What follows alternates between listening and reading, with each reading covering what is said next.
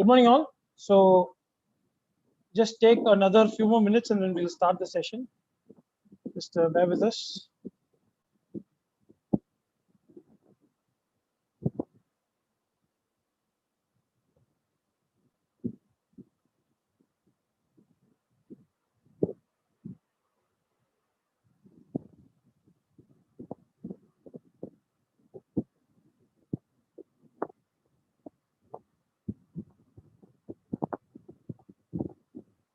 So already 392.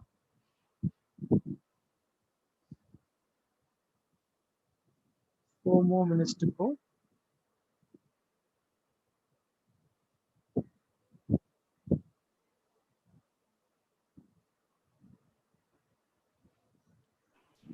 Tamil, can you please give instructions about video muting and unmuting?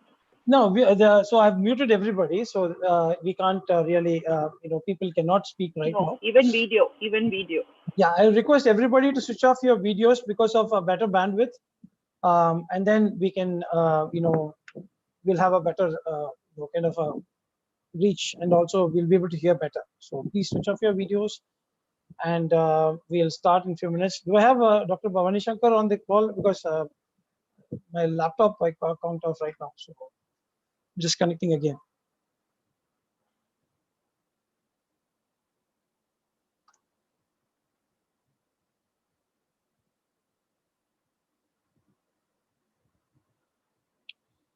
Can anyone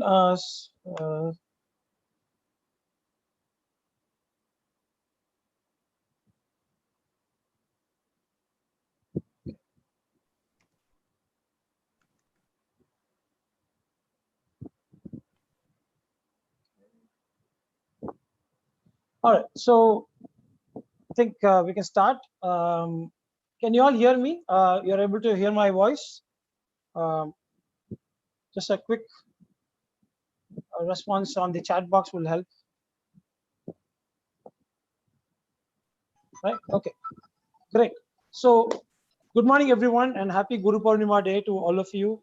And I invite all the teachers, professors, lecturers, educationalists, and education enthusiasts for this wonderful session on a fantastic morning on a Sunday, of course. I mean, we all have family time and everything, but then all of us are gathered here to celebrate teaching or teachers, every type of educator out there. So we have a beautiful mix of crowd, and we have people from across 6 countries, including India.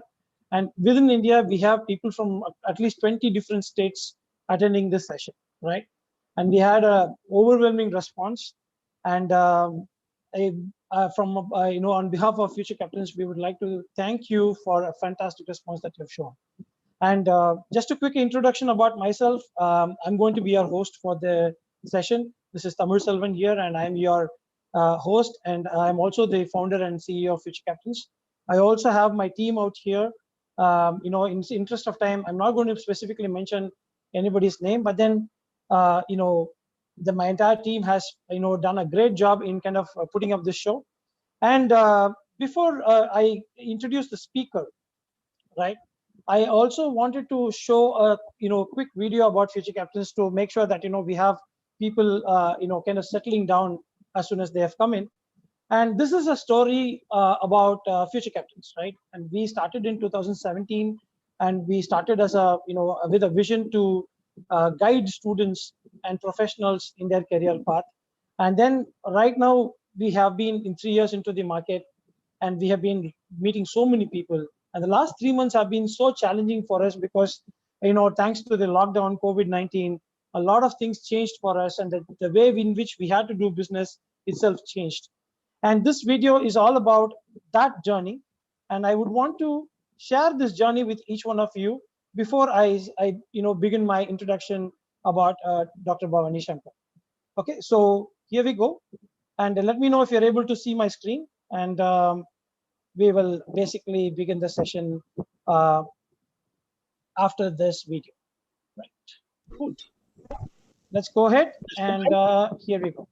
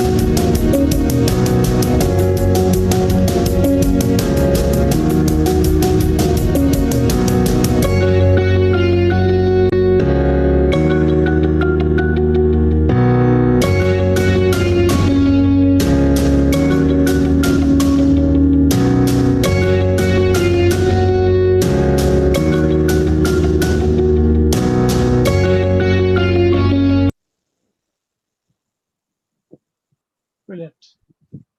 So thank you so much for watching the video. And I think the journey has been so exciting for all of us, because for the last 4 months we have tried different ways of reaching out to people to keep things moving. And meeting so many parents and students gave us an idea of, why not we do something for the teachers, right? And myself and my colleague Vasanti, who's also director in our organization, we both kind of had this conversation and thought, whom we should bring to actually talk to the teachers out there. And teachers, not just with respect to schools, but any kind of educator, because today we all have to adopt to a new way of teaching, reaching out to students, learners. And this specific session, we wanted to make sure that people adapt to the situation. And we were like trying to talk to a lot of people. And then thankfully we spoke to, Mr. Bhavani Shankar, whom we actually revere, because he gave us an opportunity to address his students just a couple of months ago. And when we spoke to him for about, that conversation went about for 45 minutes. And that 45 minutes gave me so many different perspectives. And I thought, wow, this is the person we need to bring to the teaching community. Because today I think teachers are really having a tough time balancing between family, students, parents, and management. There are so many ways in which teachers are actually trying to keep this community sane, right? And hats off to all the teachers out there, including teachers of my kids, right? They keep sending assignments and keeping them at least occupied. Otherwise, hell breaks loose here, right? So that is what this session is all about. And just to give a quick intro of Dr. Bhavani Shankar, he's been senior principal of Omega International School, a well acclaimed. I would want to call him a biologist, because his predominant experience has been in the area of biology, and a major amount in the learning arena, right? And he has done. I know for a matter of fact that people who have worked in Omega International School, who also have worked with me, they have really raved about the way in which he manages the teachers. And after talking to him, I really understood that why people really love him for what he is. And I think the way in which this session will go is to, by end of the session, you will have a lot of hope and a lot of clarity.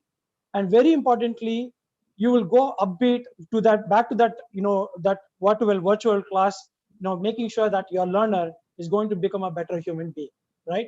On that confidence and on that upbeat mode, we are super excited, Bhavani Shankar sir, for being, having you as part of our session today. And thank you so much for accepting our invitation. And of course, I know it would have been a easy preparation for you. You have it like almost like the back of the hand. But then I think this will make a lot of sense for us. And we have teachers from different countries participating, from Indonesia, Malaysia, from Middle East. People have joined us, and Sri Lanka and Tokyo. So people from different parts of the world joining us. So I'm sure you will enrich all of us with your wisdom and experience. Over to you, sir. Thank you, Tamar. Thank you, Vasanti. I need to tell all our friends here, you guys at Future Captains are doing a remarkable job. So I've been watching you for the last 3 years, and I gather that you've been in business for about 6 years now. What the landscape also needs is a focus on careers education. And that's somewhere you're coming in, and I'm extremely happy that more and more people like you look at the absolute need to build capacity and to prepare children for future. So the way you have been operating careers education and careers preparedness is remarkable. And my best wishes to your entire team. Thank you so much, sir. Thank you so much. None of this would have happened without the team. So thanks to everyone. So before I start, I just want to offer my salutations to all the gurus. So on this auspicious day of Guru Purnima, we're all gathered here. So I am no more a teacher than all of you, and no more a learner than all of you. So we share the platform of being lifelong learners. So the biggest joy, I would say, for a teacher is that she is able to touch so many young children's hearts. So the way that you're committed has been remarkable. And I'm only going to narrate what I feel is the need of the hour, trying to look at what has happened over time and take a dig at the new normal. So that's a much cliched term that's being used now. So there are several other cliched terms. We will have a sort of a digression to make the interaction a little more relaxed, I would say. And let me also apologize to all of you, because you're here on a Sunday where you ought to be with your families. So that's because I told Tamar and Vasanthi that I might not be available any other time. And thank you so much for offering to spend the next 40 to 45 minutes with all of us. So this is not going to be a one-way sermon. So I'm just going to share what I have learned. And I would also look forward to learning from all of you through this exercise. And I would be sharing a couple of slides with you as we move on. And maybe for the last 15-20 minutes, as the moderator points out, we would be ready for the QAs. A lot of questions that have been bumped into my box. So I see they are extremely relevant. And I would like to answer the same to the best of my abilities and my understanding. So thank you so very much. So before you start, just a second, sir. So for those who are not able to join the meeting room, we have a live video streaming happening on YouTube. So people can go to Future Captain's official channel and they can stream, they can view the YouTube streaming live, and they can also participate in the chat there. So we have our team members who will be moderating there as well. So sir, just to before you begin, we'll start exactly at 11:10 now, and then I'll give you a quick reminder at 30 minutes, which is 11:40, and then back to you. So, and we'll take another 10 minutes, and by I think 11:50 we should open up for a quick Q&A. So that should be our timeline. Is that okay, sir? That's absolutely fine, Tamar. So thank you so very much, and I thought it is appropriate to start with the Guru Ka Padaka Stotra. So salutations to all the gurus here. So what was given to me as a topic was pretty interesting. So Future Captain said that it should be the future of teaching. I would have looked at future of education if I wanted to look at it in a more serious vein. So this is how I start. So there is this monkey with a crystal ball. That's me. So trying to look at the future. It's very, very interesting because we now have a situation which compels us to quickly adapt and change. What has happened over the last 3-4 months is that the teachers have become phenomenal learners. You have done things that you never thought you would be doing. And in the process of doing so, you have become phenomenal gurus. And not a single day passes where some new tricks are passed on by the teachers to me. So I learn with all of you, trying to sort of jump around. This is just a random rambling, if you may call it, but I would not push it to the level of rambling because there is some serious thought going into it as well. So the future definitely depends on what you do today. So this is what our Mahatma Gandhi said. Now I'm just starting off with the cliche term, the new normal. Would you want to listen to this again and again? I mean, it's time we start talking about it, stop talking about it. How can it be new? So, and also normal. If it is normal, so it's mundane and then it has been happening. So it's sort of a paradox that the term new normal is being repeatedly used. Now, so future readiness is something that, so what's that today? What's future readiness? So you have a situation like a volatile ambiguous, confusing, uncertain. You call it VUCA environment, no? So this VUCA world is volatile, uncertain, complex, ambiguous. And within this, you want to create somebody who is future ready. So you've been working from home. So what do moms do? So moms continue to work from home. So I would say that working from home is no more new. Only thing is the definition of what work is. And now the dads have also joined in. Now, how can you say something is not okay if you were to work from home? It's not. So there have been instances, there have been cases where people have started actually working for their office from home for several years now. So as long as the history of the World Wide Web goes, so you would see that this was actually happening from home. So the question is, if it is new normal, did nobody work from home earlier? So that's a question that we need to ask ourselves. And what's this big deal? I've been continuing to say new normal, new normal, new normal. So does this term deliver the enormity of what COVID does to all of us?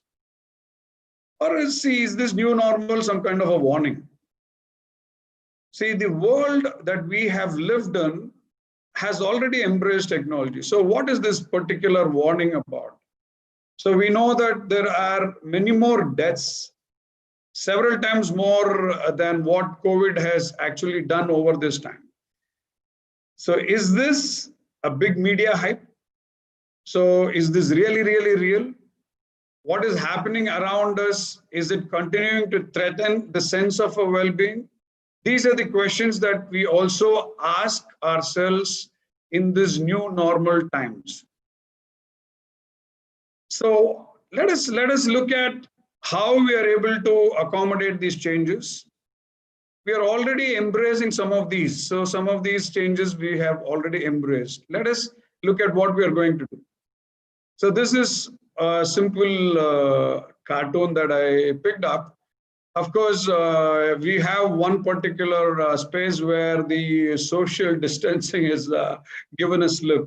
So I just inserted that there and said that, oh, so there is no social distancing.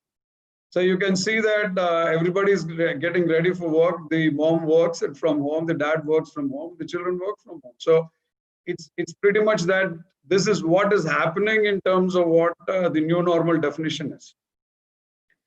And in this process, I'm worried if we teachers are being discounted. You would see that there are several blogs that say that so the internet can actually replace teachers. Okay, so there are several things that the internet can do that the teacher is not needed. But one thing the internet cannot do is to offer any kind of education on the psychosocial dimension, where there needs to be a human connect, where there needs to be emotion, where there needs to be an interaction looking into the eyes. I don't think there is any way that the internet can accomplish any of these. So now you can read through it quickly and didn't say that who needs humans when internet can teach you all the things. Okay, so you can read, see what happened in a class of 30. So how the children got connected? How did you make this difference? So did you make this difference at all? So now, does the internet solve any of these manpower, human resource problems? I don't really know. So it is very unfair to say that. See, there is definitely a jump towards what is available on the internet, and therefore teachers are not needed. Teachers are, of course, needed. Teachers are needed for a lot of things other than what I've said here. Now, see, let us look at this. So when people discount teachers, they discount you on various counts. First, let us look at what motivates you to work better. I would say the love, the concern, and the care. How do you want that to be demonstrated? And I'm certainly discounting money. Money is important, but money need not be the only carrot that comes at the end of feeling motivated, are enthused to work. Okay, so if you need to take these opportunities, how do I get better during these times? How I can grow professionally during these times? That's something that you may want to offer. Would challenges promote you to work better? Would rewards promote you to work better? What would these challenges be? What would these rewards be? How do you make a positive contribution? If you are given autonomy, would you work better? Would you work better if you are given a phenomenal purpose for engagement? Now, if you really work, is it because you want to get out of the home-like environment? So this could be several motivators for all of you, and we would be looking at some of these as we move on in trying to define how we might want to shape the future of education. Let us say we go to a school-like environment. What would we be seeing in a school-like environment? Definitely a changed annual calendar. Sure, short, because you've been now teaching children during the break time. So there's definitely going to be a loss of holidays. So you may look at the new entry and the exit rules when the children and the employees come in. We feel that tomorrow it's a good time for us to start bringing in about 30-40 employees. So I've been asked to prime the health room, to have the doctors and the nurses ready, to monitor their forehead temperature and then their respiratory health at the time of entry into the school every single day. So this is something that we may want to do with respect to the schools reopening and the children walking into the school. So I'm not concentrating much on the tertiary education, the colleges or the universities, because the cognitive skills that are needed for the children pick up when they're about 14, 15. And the problem is not as complex in the colleges and the universities as much as it is in these schools, because the space is available, the intelligence, the demand to personally commit for time and to personally learn is a lot more in the universities and colleges. We will be looking at staggered times through the day. Even now you have this, you have a 9 o'clock session, you have a 1 o'clock session, you have an evening 4 o'clock session. You are forced to share resources. You are continuously harping about when do I get this free space at home. So there is plenty more. So you will have to see the staggered times during the day, maybe shifts. Of course, increased surveillance, because now everybody suspects that you might not give the social distance. There could be some problems, so you need to increase the surveillance. New policies on health and personal safety. This will also come in. So the new policies on health and personal safety is going to impact whether or not you would be permitted to get out of a red zone. So if there needs to be a quarantine, what the rules are for you, whether you would be doing your classes from school or from home. So of course, there will be fewer students in the class, because now to manage social distancing and the possibility of contamination or transmission. So there is a recommendation from the government to say that, look, guys, you may work with less than 50% of attendance if at all the school reopens. Any guesses when the school will reopen? I would say that certainly not till the end of September. And October seems bleak too. So we don't really know when we would start working at all.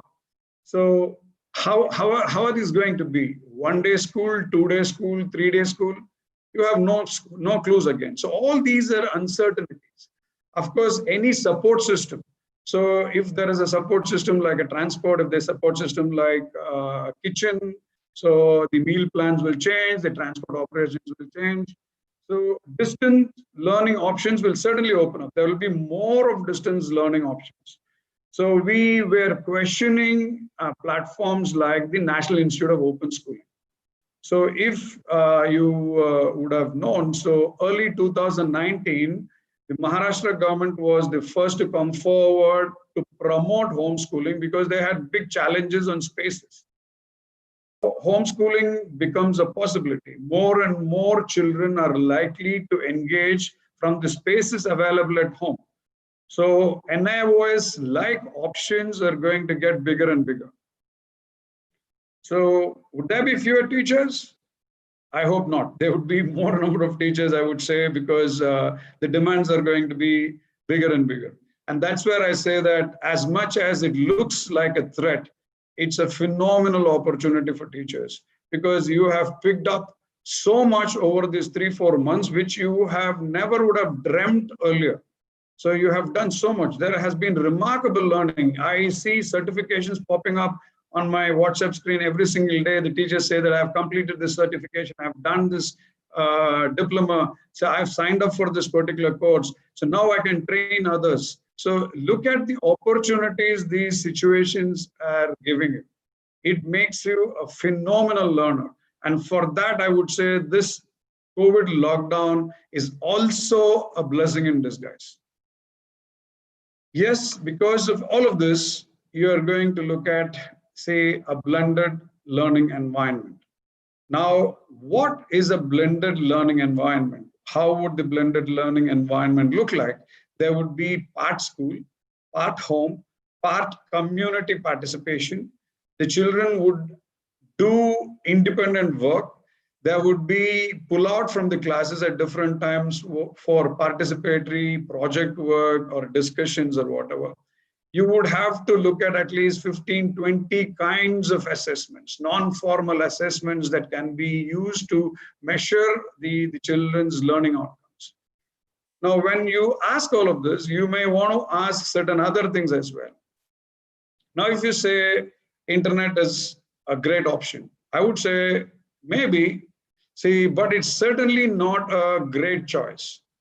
See, is it sustainable on the long run? If you say that there is a problem of resource, you need to buy material continuously. There is a problem of bandwidth.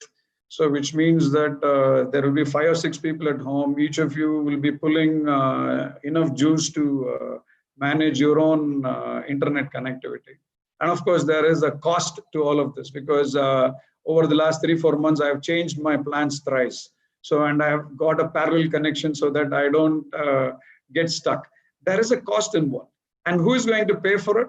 So we don't really know.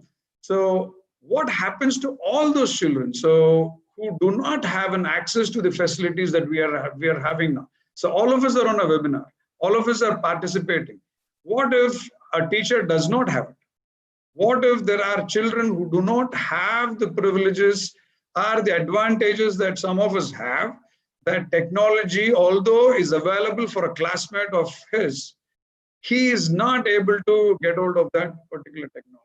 It's not just the technology, it is about the education that the family has about the use of technology. That is another problem that may not be solvable immediately. For a country like India, online education can satisfy the demands of maybe about 20 to 25% of the entire population at a school going level. Maybe it will service more at college going level because at college going level, the equity in access to information or material or resources is a lot more. I would say because the schools are spread out into smaller villages and even small hamlets. The same is not true for colleges and universities. Colleges and universities at least have space in tier 2 towns or access to big cities. So the same may not be actually true. So we need to be very aware that whenever we are talking about online learning, we would have to inclusion is the key. If I would say I'm including all the children in this entire process, I am be doing a good job. See, what I have noticed is that the level of your efforts. So you have put in something like 200% effort. So your effort has doubled. On a normal day, whatever effort you put for a particular class, you have doubled that effort. That is at the least. and the results that are popping out. So we have done, say, cross-sectional study. We have used rigorous try and map if there is a trend which we can forecast in terms of the achievements that the students have. Sadly, it is only 1/10 of your effort, which means that if you are putting your effort as doubled, which is 200%, the outcome that you are experiencing or getting out of these classes is only 20%. So the question is, how do I engage the kids? How do I make them more responsible for their internet learning time? So is there a sustainable model that will permit them to use the internet and also learn? So these are the questions that you may want to answer. So I've taken some of these. So to technology failure. So what if there is a power cut? So everything is gone for a toss. You simply cannot continue with online education if there is uncertainty about how technology is going to behave at any given point in time. So there is a trade-off. So when somebody talked for internet, I was scratching my head and I said, like, what the heck? I mean, did they even consider the psychosocial dimension or the physical dimensions? So how can somebody exercise unless he parks himself away from this online and then engages in the exercise? So would there be somebody, an adult, to correct it? So what if he injures himself in any physical activity? So certainly not the psychosocial dimension, because there can be nothing other than us attempting to form family clusters. So making sure that at the worst, 5 or 6 families can get together and have small cluster meetings online where they can exchange the social pleasantries. So the children need to come in contact with their peers. So this is a physical contact, this direct contact on real time. I mean, it's not going to be possible until such a time that we have these extended lockdowns. So what is going to happen to their mental health? So that's another issue that you need to be talking about. What are the mental health issues? So let us look at adults. See, we had a small seminar where there were some educationists, there were adolescent pediatricians, there were some psychiatrists, occupational therapists, family counselors, so on. And the number of cases most of these people see now has gone 6 times. Say a doctor friend of mine, a psychiatrist friend of mine said that he would see 2 to 3 cases a day. Usually now he's seeing as much as 18 to 20 cases a day. So whether these problems are real, whether these problems are in our head, it's our predispositions and our beliefs that puts this ghosts in our minds.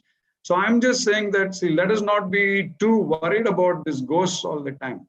So we have a responsibility that the mental health of families, not just the children, the mental health of families stays right at the top. So we need to be doing something on these mental health issue angle as well. So access to internet. So I have people coming and telling me, sorry, we have 4 in the family, so we may not be in a position to do that. There are other challenges as well. Of course, there is a overlap of productivity time. So there is a middle school child who does not want to engage without the presence of the parent. The parent says that the same time you have a class, I have an office meeting to attend. So these are the kind of challenges that are going to impact over a period of time. So see, your sense of well-being, your frustration, so your commitment, your work times, so your motivations, your rewards, all of this.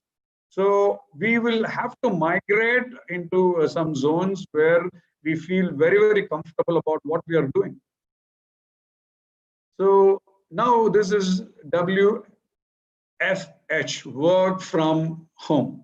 So is it fair to assume that the COVID has impacted and changed the way that we work, changed the way that we interact? Or is it also because of media hype? Do we ever revert to the old ways? Should we trust the forecasts? Would we ever connect with friends on real time? What about this time next year? Would it all be clear? Things will definitely change.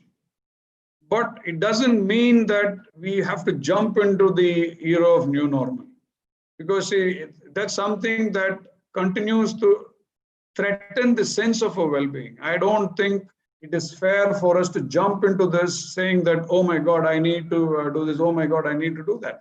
This is what we see, especially when you are looking at a large populist behavior. So how they behave when there is a lockdown lift, how they behave when they have to go and get grocery, how they behave when they have to be talking to people that work in an organization and that are down their functional ladder. So these are things that continue to impact us. See, what has happened is that the tolerance, the acceptance, the forbearance, and the belief that I should accept more punishments, more disappointments, will let me grow into a better spiritually evolved person.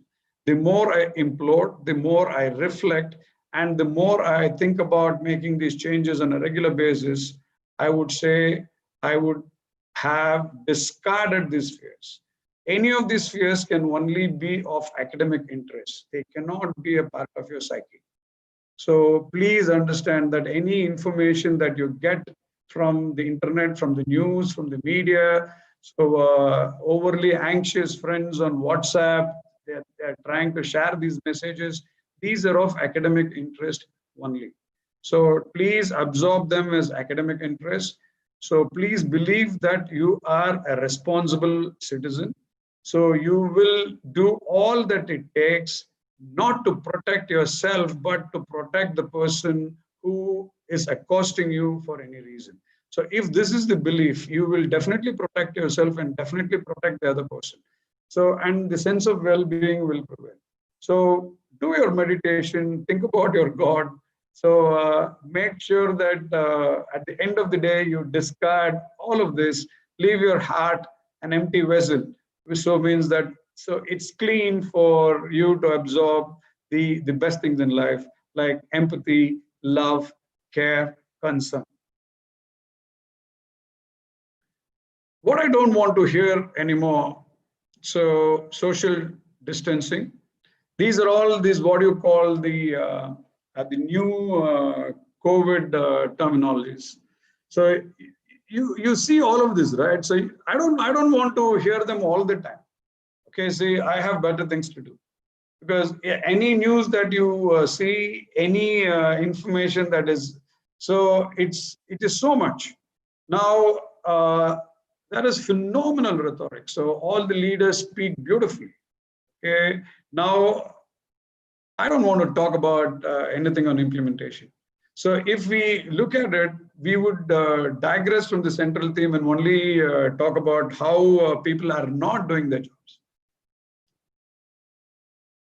Okay, let us look at how things are likely to change. Let us say that I have this crystal ball now, and with my crystal ball, I'm this monkey who's trying to predict what is going to happen, because so we are looking at future of teaching, right?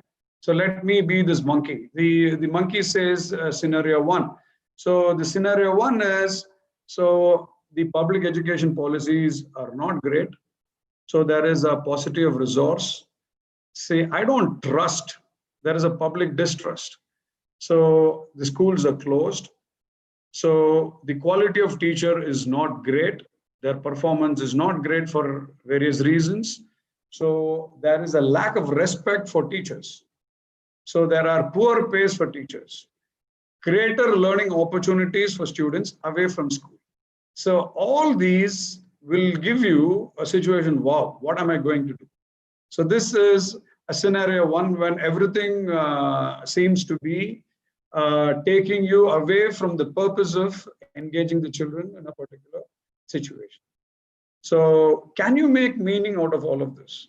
So I'm just wondering, if there were to be a scenario which troubles you so much, how can I come on top of it? Can I convert this particular threat into an opportunity?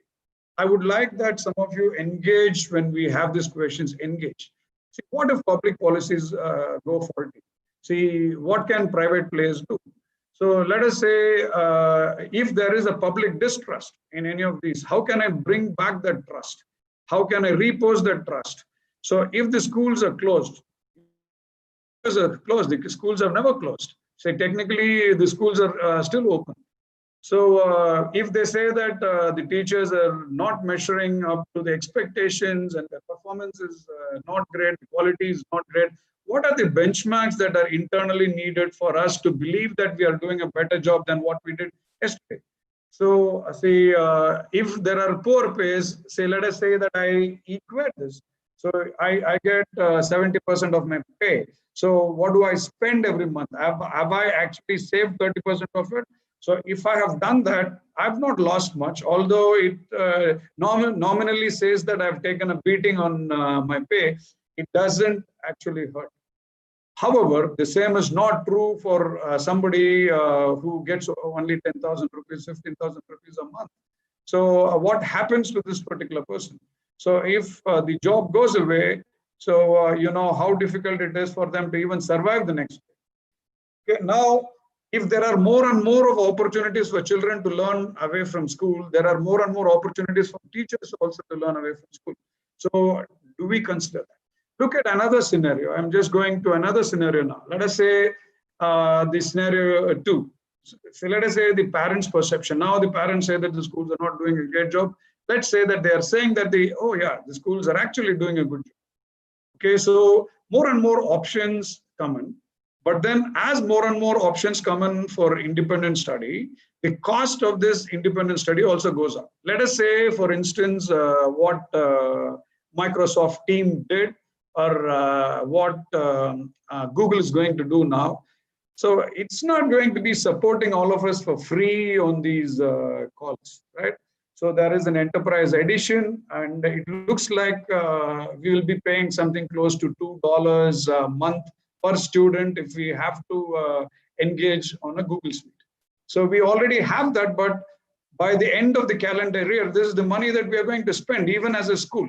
So assuming that most of it is available for free, it is like an addiction. So now once you get addicted to some of it for 3-4 months and you have found a lot of comfort with it, and then I go ahead and start charging you, it's going to be extremely difficult for you to withdraw away from that, right? So that's actually an advantage for me, because the more the cost of independent study at home, the parents are going to come back and say that, oh my God, the teachers are doing a great job, let us go back to the teachers. Okay, so now, see, I would like that I explore more and more. So with professionals that are engaged in real life experiences. Now, which means that they are not essentially teachers, but they have the potential of becoming, see, service agents for, so they could be parents, they could be corporate heads, they could be anybody, they could be an expert. So we would just say a subject matter expert or a skill expert, or anybody that can come, and more of these are going to get converted into your multidisciplinary approaches or transdisciplinary approaches or interdisciplinary approaches. So we did some studies way back in 2003, 2004, when we decided that multidisciplinary approaches are the best way to look at a child's education when he's in the primary school. So now, just for instance, I use this example. I've used this example. So we started off at that time based out of a social sciences lesson, and it was about history of labor, and we looked at a day in the life of a rickshaw puller. I'm not a social sciences teacher; I'm a biology teacher. Sir, a quick time check for you, sir. Sure thing. Yeah, great. So I'm just closing it. I mean, in just about five minutes, if it's okay. Do I have 5 minutes? Yes, sir. Yes, sir. Please go ahead. Please go ahead. Yeah. So should I stop at about 11:50 or 11:45? No, you can take 5 to 10 minutes. Not a problem. Okay, great. So it's 11:42 on my watch. I think by 11:50 I'll close. Yeah, sure. That'll be good. Yeah. So look about the opportunities of learning here. I mean, so at the face of it, it says that, oh my God, he's trying to still pull rickshaw and make money. So, but then there is biology in it, there is finance in it, there is economy in it, there is nutrition in it. So this is what I'm saying, that there could be more and more connects. So now this scenario 2 is actually becoming more and more promising. So let us look at another one, see scenario 3, which is even more promising. I would say proliferation of these learning platforms. Every single teacher here becomes an expert. She becomes a change agent. She is able to involve more and more. She is able to explore more and more dimensions as an educator. She is trying to skill herself. So she is willing to partner with a lot of people from businesses, from corporates. Now, you would see that teaching may not necessarily be a full-time employment anymore, because you would be doing multitasking across several lines of thought. What are the various possibilities? How to enable multiple approaches to learning to coexist within an expanding learning ecosystem? This is one thing that you need to answer. How to enable and support diverse teaching and learning agent roles? What new learning agent roles might help learners? How might the structure and culture of teaching need to shift? How to support administrators in managing a diverse array of teaching? What would be the collaborations and partnerships? How would we fund learning experiences? These are the questions that you may want to ask. How might we change today's educator preparation? These are some of the questions that you might want to ask. Okay, so that's the glossary. You don't want to hear any of these, and this is what we hear from the government and the media. What I will do is I'll share this with future. Sir, you can take a few more minutes. I mean, I don't want you to hurry up. I just thought I'll just give you a time check. That's all. Okay, so okay. I hope some of us are not this. So we are not COVID-idiots. So this is a new term that has come up. It says that somebody that ignores public health advice. Know this, there's something called Miss Rona. So this is a usage with the Americans have brought forward. So let's say that a coronavirus situation like colloquium, which is being used, especially when they punitively take instances on a person. So now let us say, what are we going to service? Okay, we are going to look at technology dependency, performance, adaptation, change readiness, entrepreneurship. All of these are needed. Now, how can we use this with toddlers and lower primary children? So I already asked you, will we ever have a full-time employment? So what are the skills that the future services need? Can we ever estimate these services? Now, so there is a statement I would like that you read through the statement. This is what the UN says. I'm just giving you a minute. So you would say that now the teachers will be put to increasing scrutiny. The teachers will need to make the changes. We will have to revisit the investments on education. We'll have to see how it impacts learning. So it's not about, see, the teachers, it's more about how we design the entire system of education itself. Now, I'm just going to quickly tell you, because I would run about 5 or 6 of these, quickly tell you what are we going to look at. Examine the readiness and choose the most relevant tools. Ensure inclusion of the distance learning platforms. Protect data privacy and data security. Both of this is important. Prioritize solutions to address psychosocial needs. Plan the study schedule of the distance learning programs. Provide support to teachers and parents, especially on the use of digital platforms. Blend appropriate approaches to limit the number of applications and platforms. Now, this is something that I already talked about. Blended learning is the only way forward. Develop distance learning rules to monitor students' learning.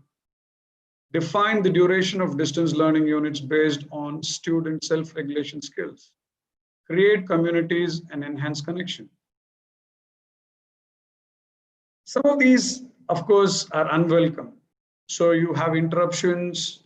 So you don't have good nutrition, because several of this is discounted when the children don't work and play, especially if your school is offering a free meal program. So these children are not going to get the benefit of good nutrition at all. So there is a lot of confusion and stress for the teachers. Of course, there will be confusion and stress. So these are unwelcome. Parents unprepared for distance and homeschooling. Challenges: creating, maintaining, and improving distance learning. Gaps in childcare. High economic costs. Unintended strain on healthcare systems. So these are all some of the challenges which are unwelcome. So we will be impacted by all of these. Increased pressure on schools and school systems. Now, dropouts may also. So you will have an increased exposure to violence and exploitation, because see, unless the social structures function, so the fabric is destroyed. Social isolation, challenges measuring and validating learning. So these are some of the challenges. Okay, now I'm going to say what you have actually done. You had an unceremonious start for the academic year. Okay, so it was unassuming you would go with a grand gala opening every year. This year it didn't happen. So you had everything online. So you were absolutely certain that you did not have the skill sets at that point in time. You reflected on these inadequacies, you learned. Okay, so you're pretty much disaster proof. Okay, so if you're looking at see your preparedness, you were unsure, but then you are prepared. So you conducted classes online, you conducted the parent-teachers meetings online, you gave away the results online. You are remarkable. So you showed the way for yourself. Okay, now I would like to ask, what did the academic units achieve? Okay, you can prepare into independent reports and then tell me, say, this is what we have actually achieved. You have done phenomenal stuff. I'm just going to start off with this particular. I'm sorry, it's not playing. Just a minute.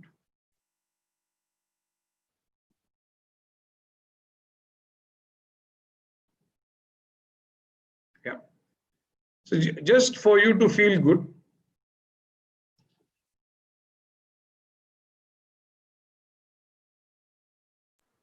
Sir, you will have to play it with a computer audio. You'll have to do that. Yeah, tell me. Just go to the top, the hanging menu bar. Just view options. It's playing, right? But we are not able to hear the volume, sir. The sound is not good.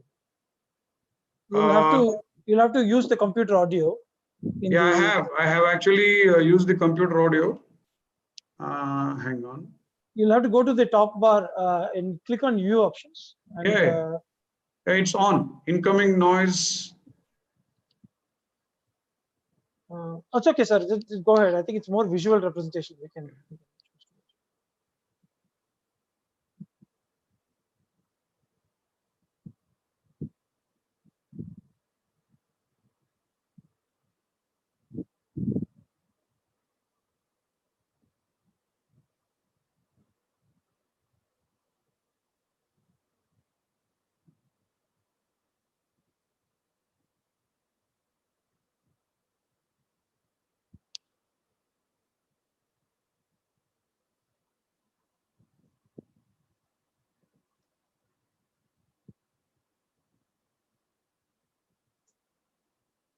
Sir, I think let me try to play that video from my side. You can stop that and you can continue, sir. I'll try to get the video and it's a YouTube video. Yeah, I'll capture. Say if you look at future of education from here, and maybe I'm doing I'm not too good. No worries, sir. I will search using and this I will technology. maybe I need to learn a little bit more, I guess. Sure. I mean, I will search the video. You can carry on with your discourse. Yeah. So I think I will, if you're in a position I'll come back. I'll stop sharing. I'll just stop sharing. So it just goes on to say that the teachers are the change agents. I mean, you are the future. So I would say the future of education is what the teachers actually do. See, what I was looking at through the number of questions that some of you have asked is you wanted to find out how you will be in a position to increase engagement of students during this time. How can you carry on assessments? Say, what would be a good way to optimize time and resources? There are a number of questions that are being asked. So I would be happy to go through these questions, and if any of this has been curated, or if Mr. Tamar has these questions, I will be happy to answer them as well. Yeah, we'll come to that, sir. I'm just going to play the video now, and then we'll get into the questions. Just sharing my screen, so I hope everybody can view this. So there you go. The future of education can't be found in a gadget or an app or a program or a product. It doesn't require a think tank full of pundits. No, the future of education can be found in your classroom. Your classroom is packed with creative potential.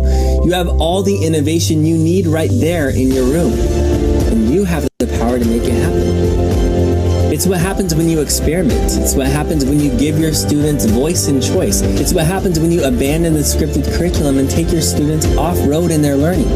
It's what happens when you teach to your students rather than teaching to the test.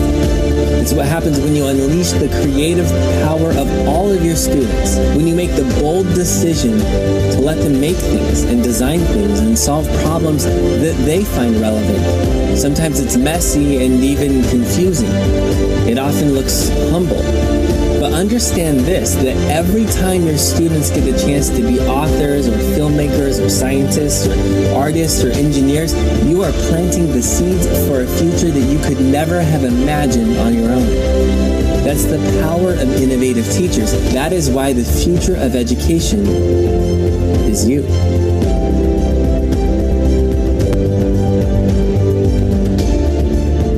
Hey, if you enjoyed this video, I encourage you to... Right. So I think fantastic video, Doctor. So I think phenomenal stuff. Good. Thanks for sharing that.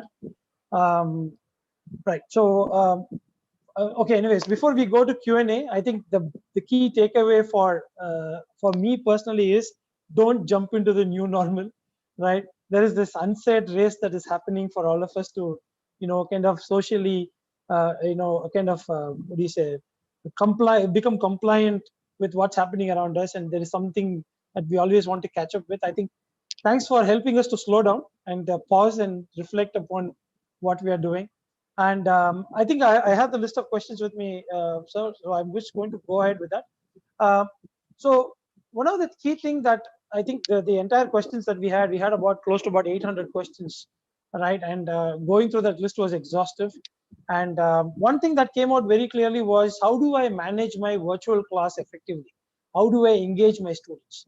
Was one of the key questions that kept coming time and again from the teachers community. So what would you like to say about that? Okay, see, first, I would say I need to set the rules of engagement. Okay, so what actions are permitted? What would be the rewards for these actions?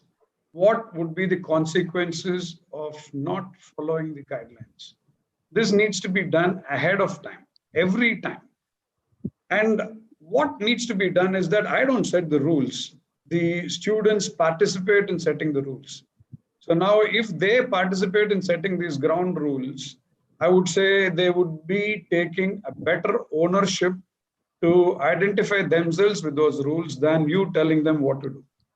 I will just go ahead with a beautiful example. I was with Chettinad Vidyashram several years back.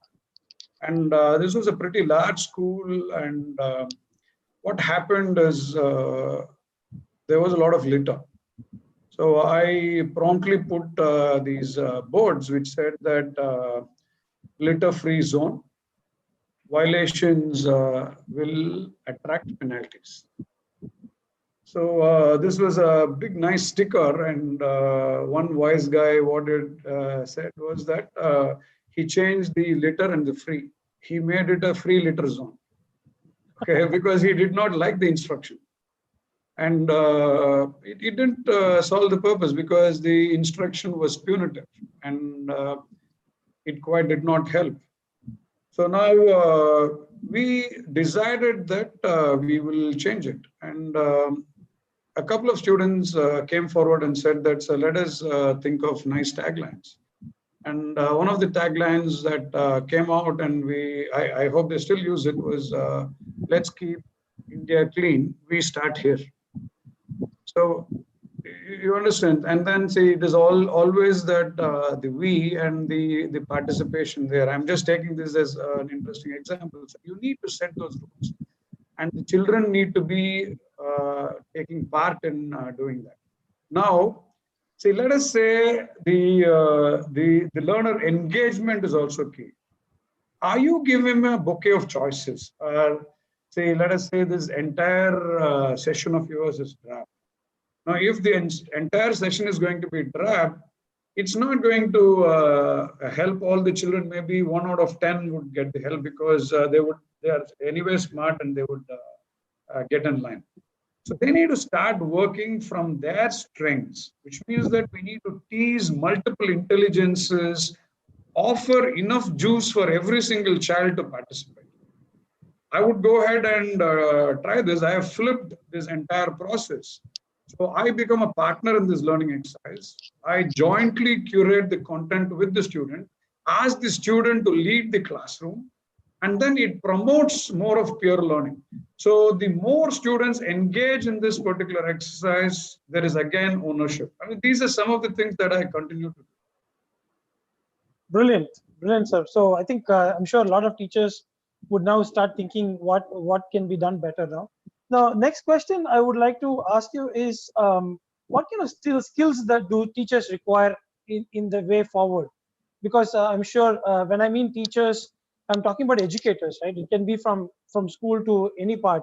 Where do you think we as a teaching community need to really work on our skill set? What kind of skills do you think we need to inculcate? Okay, see, now let us look at getting change ready.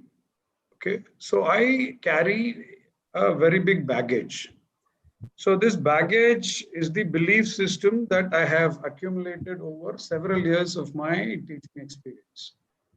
The more baggage I carry, the more difficult it is to offload this baggage. Number one, see, do I present myself with the willingness to unlearn whatever I have picked up earlier? So I have to constantly unlearn and relearn. And that's the only way I can get accommodated to any kind of changes that happen around me. Now, if the teachers need to be in complete readiness for this, the answer is no. There is nothing like complete readiness. But am I willing to learn as I move on? Whenever I hit a roadblock, would I look at several options that move me away from that path into multiple other paths that yield similar results? Let's say, for example, I need to get familiar with technology. There are multiple ways around which I can learn to use technology. I go to, let us say, the veritable Google Baba, right?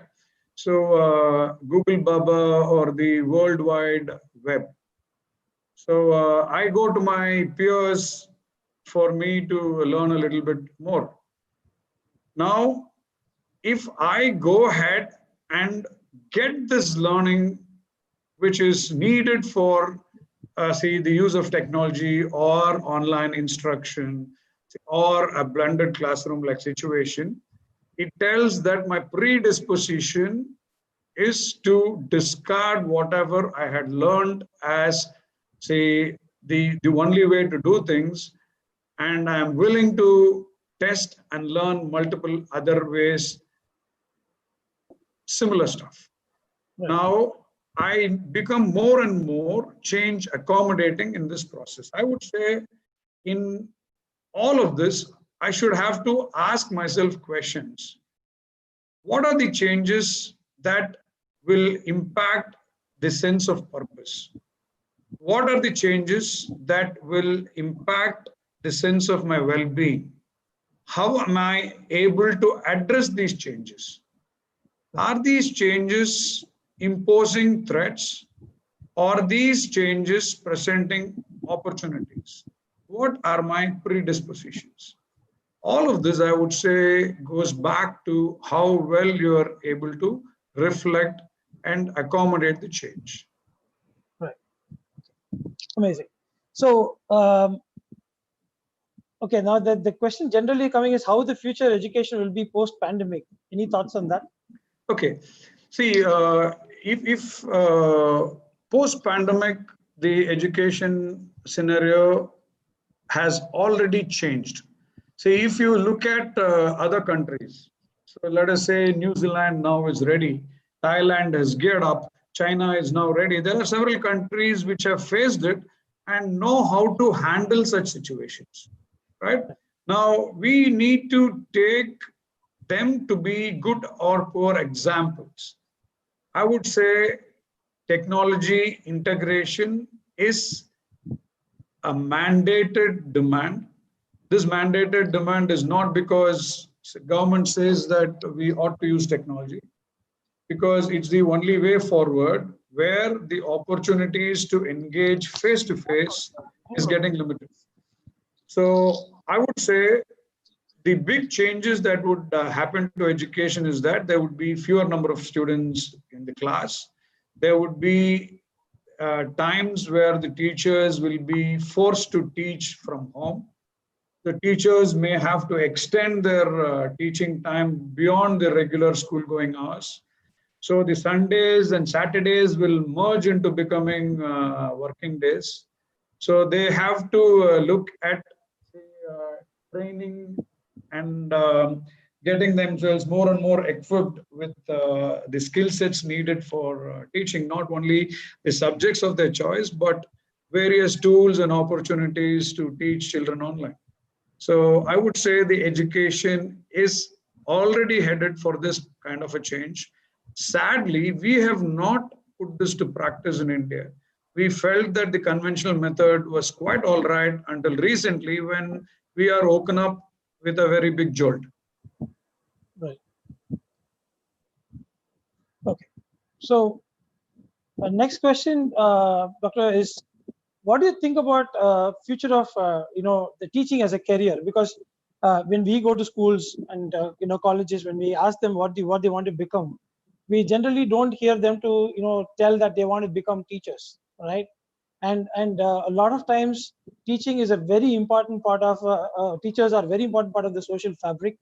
And I want really people to actually pursue teaching as a career, because there's a huge need for teachers as well, educators in this world. So coming to that, where do you see this career as a teacher moving forward with the current ecosystem that's prevailing, and of course assuming that things will get normal in a few months from now? Where do you see how do you think that the career will move? Okay, see, let us park the word career here, and then let us say teaching as a passion. Would it appeal to people anymore? As much as, let us say, cinema or glamour appeals to people who want to get entertained. So I would say I'll just park it. So the first question is to ask, who is the teacher here? So are we talking about warm-bodied human resource that we generally define as teachers, the people that come to school and take care of education of the children? Are these the teachers that we are actually talking about? So I would say if we have to look at a broader terminology of, say, teacher, I would say anybody that has the right kind of skill sets to become an agent for educational transformation or agent for transferring the skill sets, he qualifies himself suddenly and becomes a teacher. And therefore, so a teacher here needs to elaborate her own bandwidth remarkably well. So now, if the teacher here is going to accommodate the big changes that we are talking about, I am certain that the processes are going to be hugely exciting. They would be compelling, no doubt. They would be challenging, no doubt. But the trick here is, how do I present it to a local community? The another cliched word which was used is again being used, local. So to contextualize the international education and the global perspectives of what the changes are to be, to suit that to the local demands. Only a teacher understands the culture and the social environment around her the best. So that is a very clear advantage for the teacher. So the teacher understands the space, and therefore, see, anybody that just picks up the skill sets to transfer learning online is at a handicap. So I would say exciting periods are ahead, more so because it gives phenomenal learning opportunities for teachers. Yes, there are going to be challenges with respect to how teaching is going to be perceived now. Is it going to be perceived as a full-time profession, or it's going to be perceived as a transferent of a desirable skill set? So if we look at ourselves, we would know that we offer our pranams to the Guru, the Acharya, the Upadhyaya, and the Adhyapaka. So within the framework of who the teacher is, so our culture has defined the purpose of teachers into very many blocks. So if you are at different levels of say your professional growth, the opportunities that are available to you might also change. So on, I would say that the teachers be very, very happy, exciting times ahead. So yes, you would be looking at challenges which are very, very trivial over a period of time. Let's hope and pray this the pandemic situation removes completely. But please be prepared for a changed environment that is likely to stay through the 21st century. So please be prepared to embrace technology and to understand and discard quite a few of your learnings. Something which was relevant in 2000 may not be relevant anymore. Please be ready to discard it. So that's what I would say. Okay, another very interesting question, so how to make parents to understand teachers' efforts, hard and smart work. How do we make them understand is a question that people have asked. See, now I would go ahead and ask this parent, how much of your work you would appreciate, number one. Because anything that the parent does in terms of educating the child is similar to what the teacher does. So there is a responsibility that the parent shares in trying to raise the child as much as what a teacher does within the schooling environment. And if the parent values his time and his efforts, he cannot disregard what the teacher does. That is number one, I would say. So please look at the teacher, within your own framework of guiding and operating the home front and educating the children. So that way, the empathy towards the teacher would grow. Two, everybody is an employee and therefore responsible for the work that they are committed to perform.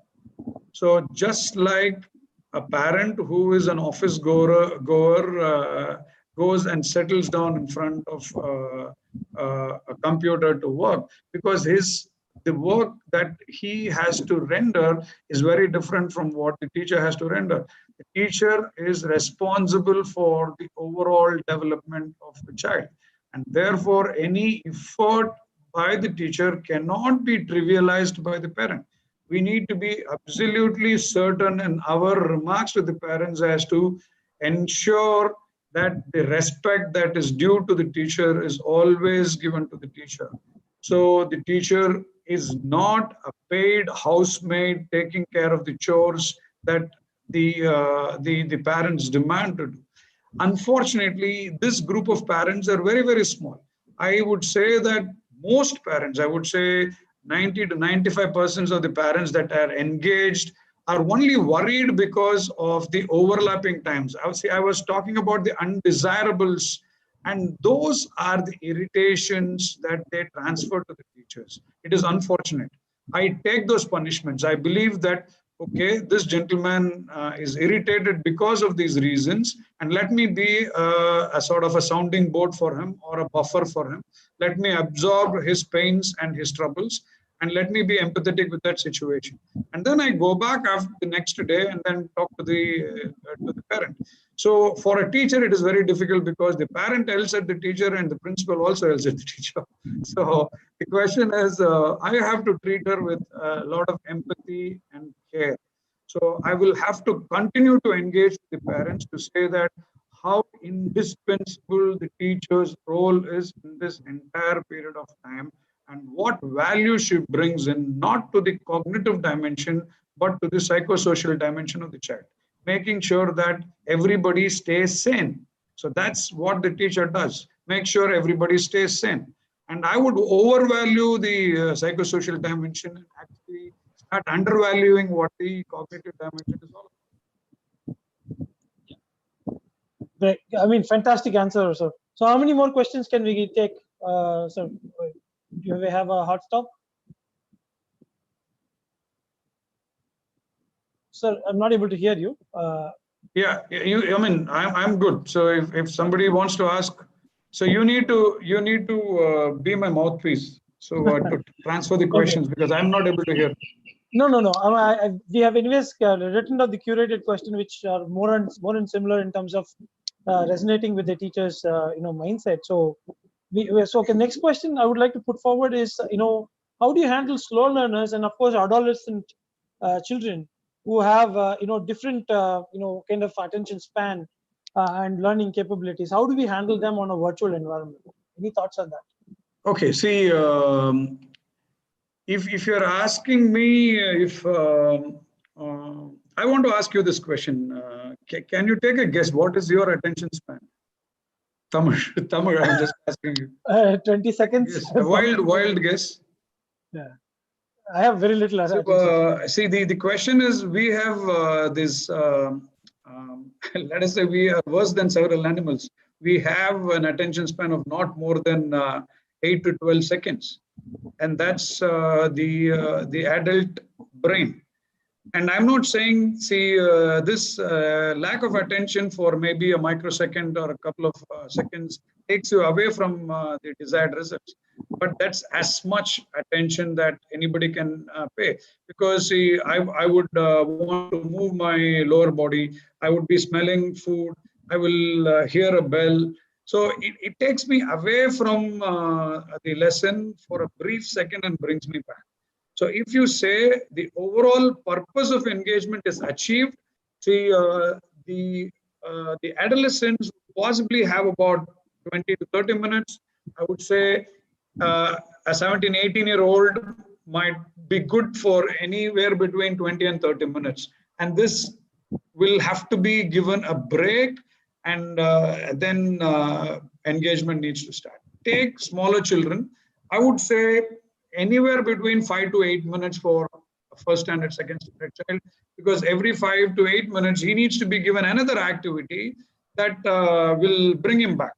I have tried what we call as fidgets. So fidgets are the ones which you have a category of products. So I always used to fidget. See, I had this uh, interesting, curious behavior of just rolling my hair on my on top of my left ear. That will continue to happen as I continue to study. So we have this fidgets. People move it around to increase their concentration. So they will be tapping on something. They will be squeezing the ball. So there are several fidgets. So I would try and use those fidgets. I would also want to check very frequently what is happening. If somebody is overwhelmed or confused about a particular engagement, I would sort of go at the beginning of the task. If the task is daunting or whatever, I would ask another child to help this child to bring back the child into focus.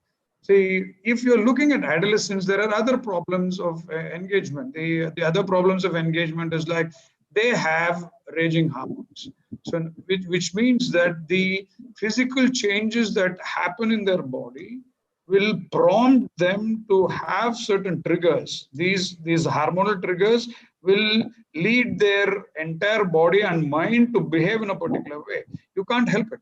So if I have a crush, I want to look at the heroine on the screen, my attention moves. So because I like to see her, she looks beautiful. So and then I get back onto the screen. So if the boy sees a girlfriend in the class sitting and he wants to understand whether she waves at him. So these could be a distraction. These things are inevitable. Whatever happens in a real-time environment is likely to happen in online environment. Only that these kids would get increasingly smarter because they will figure out ways where they will have to beat the teacher in this particular race. I'm saying it is enormously difficult to bring attention unless I look into somebody's eyes. So my body language manages the classroom dynamics so much more effectively in real time than on online. I would also like to get cues from people because people tell me, oh, this is something that I did today and I was able to manage the class better. So there are multiple ways. I would say engagement cues. You will have to continuously change these engagement to keep the attention on. Otherwise, and give frequent breaks if you have to. So this is what I would say. And adolescents are even more difficult because of several other reasons. Okay, cool. How do we bridge the gap between teacher and students in distance learning? Okay, the gap will continue to exist. So these are some of the pain points which cannot go away just like the snap of a finger. Let us say one teacher is perceived as a phenomenal mentor. This teacher is always available for this group of children. So she takes care of their cognitive needs, but she also takes care of their emotional needs. So now I see there is an increase in say abuse at home and stuff like that. So where the person is not directly available to the let us say the teacher is not available to the child, the child starts seeing this gap. And if the teacher is more and more unavailable, see, sadly, the bonding that existed when the teacher and the child looked at each other face to face does not exist anymore. So for these reasons, I try to connect and start writing to children. And see, sometimes I feel it's a terrible mistake because the children do not understand that you have only so much of time. And on a routine basis, I have something close to 350 mails popping into my mailbox. And if I don't look at the mailbox for about 4 or 5 days, so the number hits 2,000. So it's like check all, read all.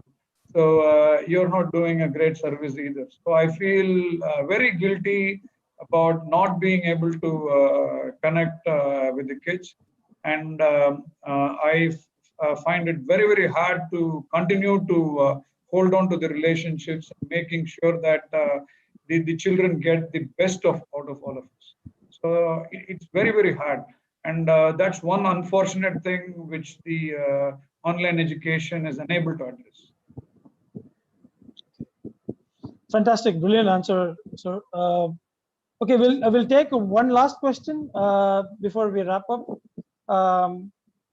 Is e-learning, is it going to be easy for our country? Is it something that we are going to? I'm sorry, Tamil, I missed. So you said e-learning and then it stopped. The audio Is went off. e-learning going to be more prevalent in our country, and what do you see the forecast for e-learning? Okay, see, define e-learning again. See, the question is for a country that does not have radio's technology, or the country that does not have television technology. And that's quite true. So see, what has happened now is that we have access to information about everything. Let us say I have access to information. So even a child who is, say, in a state board school in a remote village is aware that this material is available, but he does not have access to this material. So now if you are looking at e-learning as the way forward for India, I would say that the 20 lakh crores that was committed to a bailout of the Indian economy has to be committed to education. So it's not a joke. So we still are troubled by equity in access and capacity building. There is always a trade-off between equity in access and capacity building. E-learning is great. For all of us, it's great. Because we are in metropolitan cities, we have access to information, we have access to technology, we have resources, we have money, we have everything at our fingertips. So, I mean, see, for us, talking about e-learning is very, very easy. But so I would say we have done remarkably well in community broadcasting. See how TV channels are being used. See how this direct to home or Tata Sky or Airtel TV or whatever is able to broadcast a learning video who's sitting in a village, because television is still a possibility there. Radio is a possibility. So I can do podcasts, I can do FM stations. So the question is using technology. So e-learning would be more niche. I would say, see, technology used in a broader sense. Yes, I mean, see, phenomenal stuff can happen. But unless, see, the government commits, so the country commits to supporting the less fortunate, e-learning is a long way off. So I would say it'll take at least a decade to see the best of it. So they can attempt, but to see the best of it, it will take a decade. So we did some, say, it's out of context. We did some study, and as an extension of our need to help the underprivileged, we took up projects with marginalized schools and border districts of Tamil Nadu, and we tried to see if we can help them with technology. This is something that some of us can actually do. So if each of us pledges that time, support, money to promoting this across villages, it will catch up very fast. I think we have a big role to play. The private players have a very big role to play. Excellent. One last question, sir. Where do you think, how do you think teachers can measure the outcome of learning? Because I think this question I should have asked in the beginning, but then I was hoping because nobody had asked about engagements, right? So the assessments. Okay, so the question is how familiar are we with the tools? See, if the question is directed towards, say, how can I do online assessments versus, see, what are the assessments that are possible, see, in a non-formal setup? Because these are two questions, but different contexts. Although the question appears to be the same, the context is very, very different. First, I will go to context number one. So I would look at, say, the tools and the software which are available online to take care of assessments. They are plenty. alongside the conventional methods, if you are used, there are multiple opportunities. I would say simply now the teachers are very familiar and they can use these Google Forms. Okay, so see, how do they help? So they are able to give small tests for feel good at the end of the class. What did the children actually learn? So if I were to measure outcome, see, I would say, do I test them for knowledge? Do I test them for comprehension? Do I test them for application? Or do I test them for evaluation of synthesis? I'm just, say, on the taxonomical ladder, I'm going into the more complex aspects. So the question is, if I have to use, I'm just saying that I can do MCQs, quizzes, true or false, matching pairs, a whole lot of things can be done to test knowledge. If I'm saying that the purpose of my measurement is to test knowledge on a particular concept or whatever, so this is something that I can do. You have Grade Scope, online assessment tool. That's the name of the tool. So skills book, Flubaroo, a whole bunch of these are available, which can be your add-ons or independent software for you to do that. So if we are talking about the formats, I would say, other than this, I would say animation, storyboards, word bubbles, semantic differential. Semantic differential is something like least agree to most agree. So if I want to test comprehension, I can do simulations. So if I want to do applications, I can do real life simulations, I can do tutorials, so I can do essays, I can do case studies. So I can do games, I can do discussion posts, you have the jam boards, you have, what do you say, portfolios, you have reviews, you can do a virtual labs. So it's endless. I mean, I would say that more than the tools which are conventionally available when the child is at school, there are plenty which is available online that can be used. And every time if I need to test for learning at different times, whether it's going to be off learning or for learning, the summative and the formative assessments. So the purpose needs to be well defined, and accordingly I need to set these templates. So the measuring the outcome is not going to be like what you do in the class, because I told you already the effort is 200%, the output is only 20%. So to bring everybody on board, to make sure that every single child is going to be on board, you would be spending at least another 100 experimental hours, every single teacher. Only then you will figure out what at home. It's not easy, because in a classroom you are seeing. See, you are not seeing the unseeable at home. So maybe there are distractions. Maybe the child has a fight. Maybe the parents are at the back. Maybe the child wants privacy. The parent is hovering around the back. Maybe there are cases, I'm sorry, I have to take it.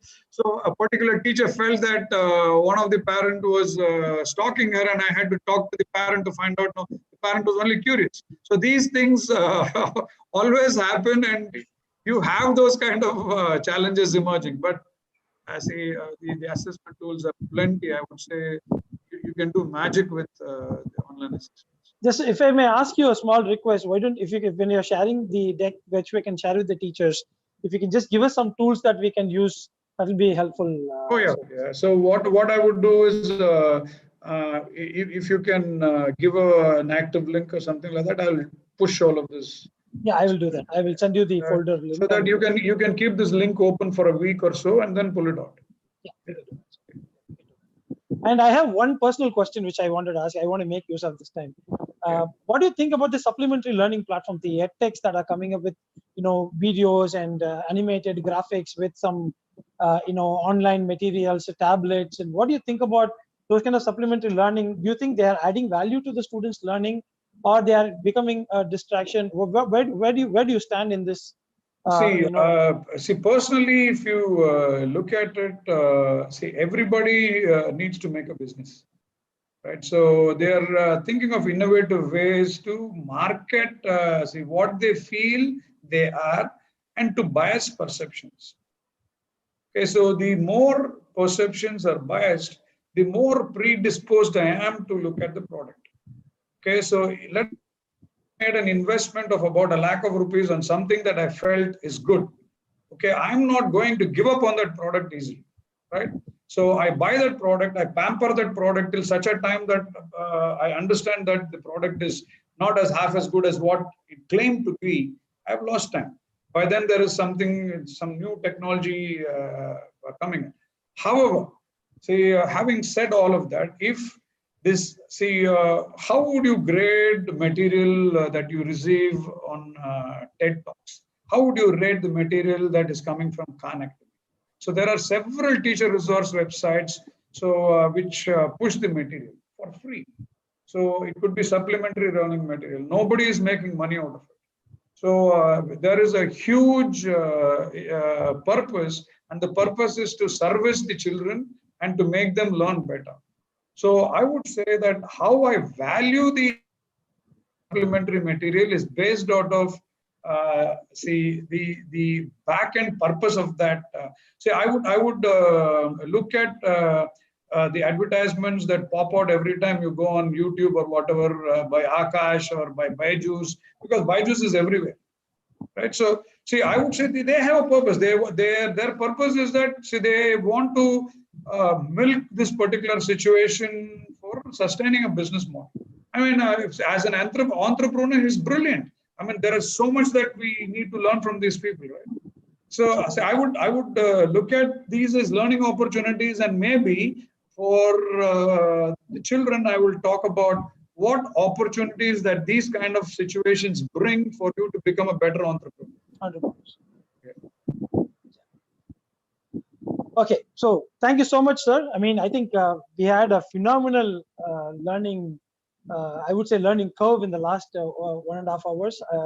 I think I feel a lot more enriched, a lot more wiser, more intellectual after attending this session.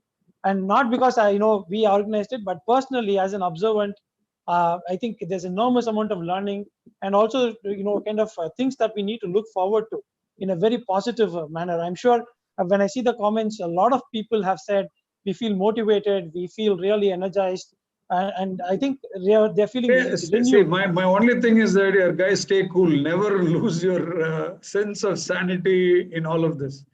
So the best way to do it is that be at your wittiest best. So stay on top of your happiness quotient. So do not let anything irritate or upset you ever. So that way, I mean, you can irritate others, but don't. Well, okay, but we are a product of great teachers, so I'm sure I mean, all of us definitely. Thank you for this opportunity, because it also gave me enough time over the last 48 hours to read a lot and try to understand what countries are doing. So I was telling Tamil and Vasanthi that I would not want to talk on something that I'm quite familiar with. I would like to talk on something that I need to learn a little bit more and give me the opportunity to pick up stuff. So what happens is that in the process of communicating what I have picked up, I might have missed out quite a lot. Maybe some of you know stuff which is far more interesting and far more valuable than what I communicated to you. So please share it, because see, these webinars cannot just be one way. Maybe Tamil or Vasanthi can curate. Find out if there are critical pointers, see questions that we missed. So areas that we missed. Did we inadvertently make a statement that was political? So did we actually hurt the sentiments of parents? So these could be some of the questions that can emerge. So which could possibly possibly needs to be answered in a better way. So I don't really know if we serve the purpose of this particular webinar. It can go endlessly, and there can be phenomenal learning. I'm sure. See, as much as I have picked up and shared, so this time was productive for all of us. So even the questions that you asked are remarkable. So if I can get a copy or a recording of it, it would be really, really nice. Sure, sir. We are recording it, and it will be shared to everybody. And we are also going to give them a participation. Yeah, one thing that I picked up, one skill I picked up is how to give myself a haircut. Okay.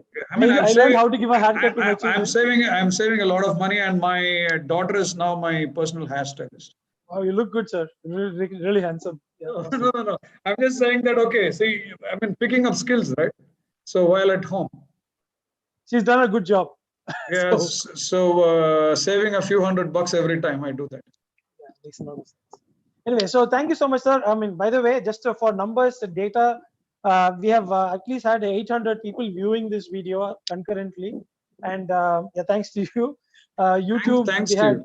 yeah, and of course in different channels, people are viewing this. So thank you so much, and I think See, we have to do one more session. See, I would love to hear from the college side, because this is something that I have missed over the last several years, because I moved from university to school education, and from 2002 to now, so the connectivity has actually dropped. So I would love to hear say what problems they have. They might have a huge number of very different problems in the tertiary education landscape. Right. The tertiary education landscape, if we take that, might present itself a very different view of how it looks at it.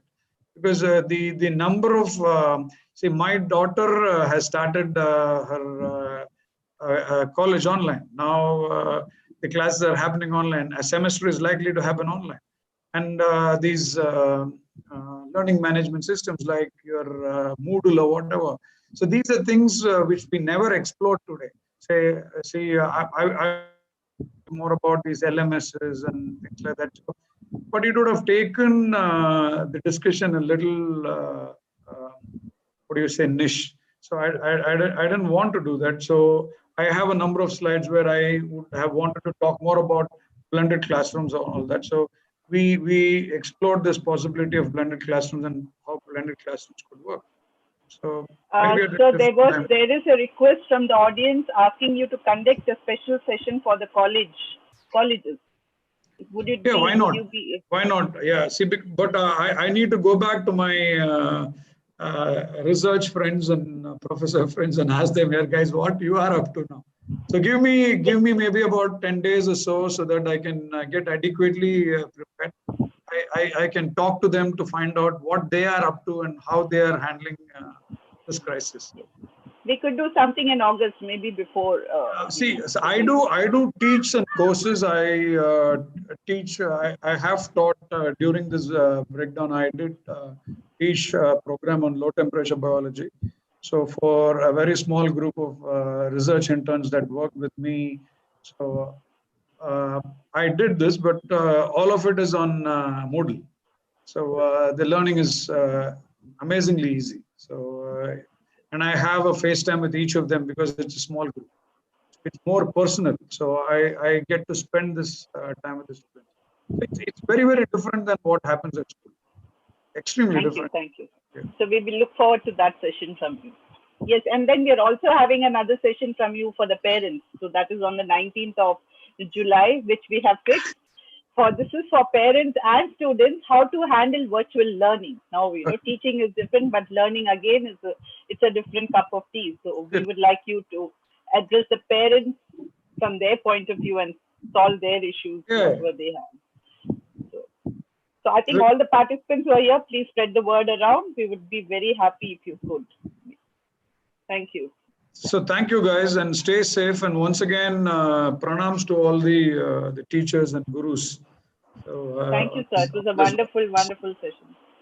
Thank you for curating it. Thank you, sir. Thank you, and have a nice day. Yes, sir.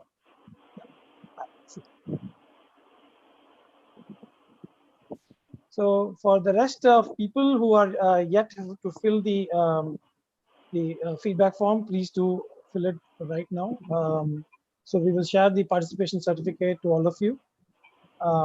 And also leave your comments before you leave, because we would like to know whether, how the session went and any feedback that we can improve on the next one. So please do let us know about that. So that's the feedback link. And yeah.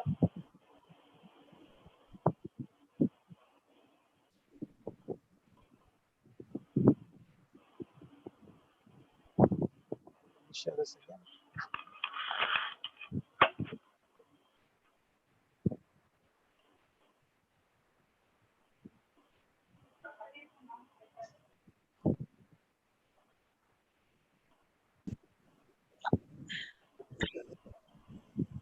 So I hope you're able to see my screen and make sure that you're filling the feedback form. Thank you so much, everyone, and wishing you all a safe week ahead. Stay safe and keep doing your job, and wishing you all a happy Guru Purnima. And of course, thanks a lot for keeping the society in a sane manner, all the teachers out there. So I would want Future Captains team to stay back. I will send you a separate link. We will connect. I'd like to discuss on this thing. So just give another five minutes and we will get into the other link.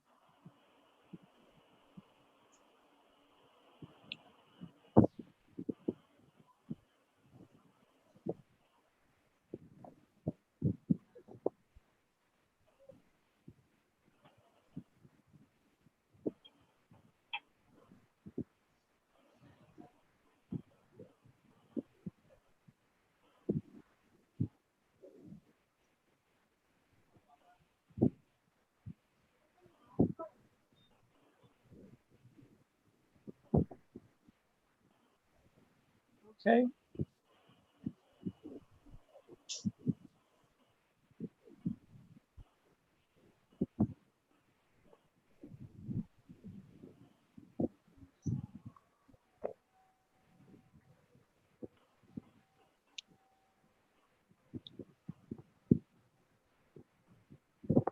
Thank you, everyone. I think we still have 200 people still on the. Okay.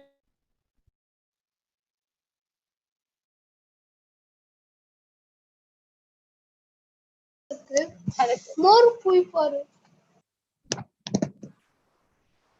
Tamil, can you just get into the YouTube and send it there? The feedback links.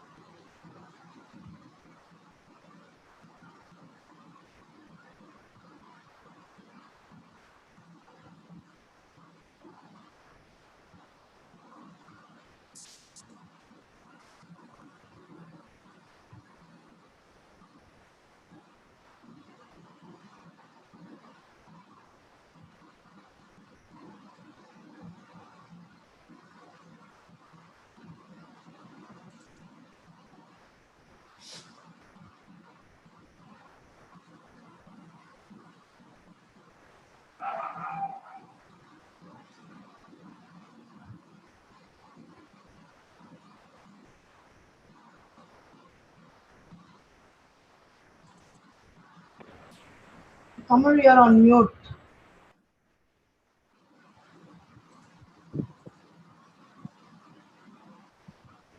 Yeah. So, I mean, if anybody wants to share your feedback or anything, any thoughts, your experience on the mic, why don't you do it now? There's a time for you to share your experience on how the session was. Would like to hear it from you. It's always a great thing to hear your voice. Please go ahead.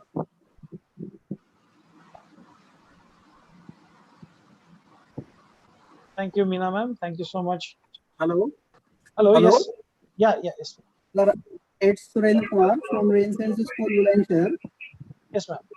Sir, along with all the efficiency that we are going with the technology in this time of pandemic and all this lockdown time, I personally feel that for our personal life, we must have a spiritual progress as well.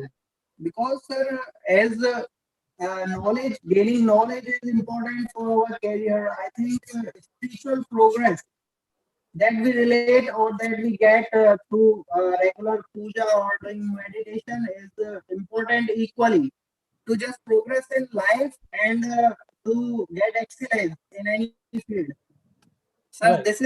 this is my personal view, and I will request to all my teachers and all my colleagues that you must also think of a little bit with this as well, because it's not only strengthens our inner core that we give inner knowledge or that we give to our students, but it also just consolidate our basic need of life as well.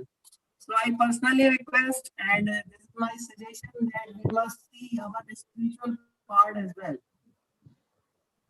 Yeah, that's a very important point. I think a lot of schools are doing that, Mr. Surinder. But then, Yes, sir.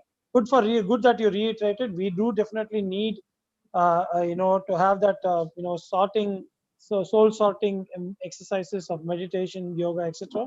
Definitely well recommended. I'm sure people will take it forward. Sir, I thank you so much to you that you've given a chance for me to say some few words. Anytime. Thanks a lot, sir. Thank you so much, sir. Anytime.